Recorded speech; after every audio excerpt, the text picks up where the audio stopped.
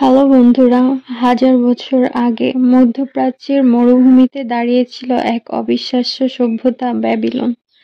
নেবুচাঁদনেজারের গড়া সেই শহর, সেখানে ছিল পৃথিবীর ৭ আশ্চর্যের একটি, হ্যাঙ্গিং গার্ডেন্স। কিন্তু কারা বাস করতো এই আশ্চর্য শহরে? তাদের দৈনন্দিন জীবনই বা কেমন ছিল?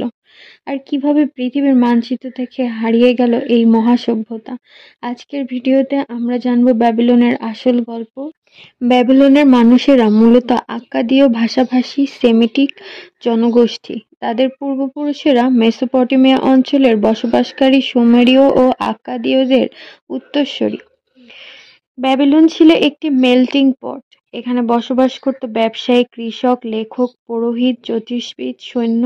ব্যাবিলন ছিল ইউফ্রেটিস নদীর তীরে দাঁড়ানো এক বিশাল শহর। এখানে পুরনো ইট দিয়ে তৈরি উঠান, রান্নাঘর, শয়নকক্ষ, ছোট স্টোর রুম, বিভিন্ন কিছু। ব্যাবিলনের বর্তমান অবস্থান ইরাকের হিল্লা শহরে। এক কথায় বলা যায় বাগদাদ থেকে দক্ষিণ প্রায় ৮৫ থেকে ৯০ কিলোমিটার দূরে ব্যাবিলনের ধ্বংসাবশেষ রয়েছে। গম, বার্লি, খেজুর, তেল, মশলা এদের বাণিজ্যিক সম্পদ। প্রধান দেবতা মারদুক। লেখাপড়া শিখতে হতো কাদার ট্যাবলেটে। তারা আবিষ্কার করেছেন ৬০ ভিত্তিক সংখ্যা পদ্ধতি। সময়ের একক ৬০ সেকেন্ড, ৬০ মিনিট। উন্নত জ্যোতির্বিজ্ঞান, তারা তারার গতিবিধি দেখে ভবিষ্যৎ গণনা করত। হাম্মুরাবির আইন ছিল পৃথিবীর প্রথম লিখিত আইনের মধ্যে একটি। স্লোগান ছিল চোখের বদলে চোখ, দাঁতের বদলে দাঁত। ব্যাবিলনের ইতিহাসে যেমন ছিল উত্থান, তেমনি ছিল তার বহুবার পতন। অ্যাসিরীয় আক্রমণ, পারস্যের দখল, অর্থনৈতিক এবং রাজনৈতিক দুর্বলতা, চূড়ান্ত ধ্বংসের ফলে হয়ে যায় এর বিলুপ্তি।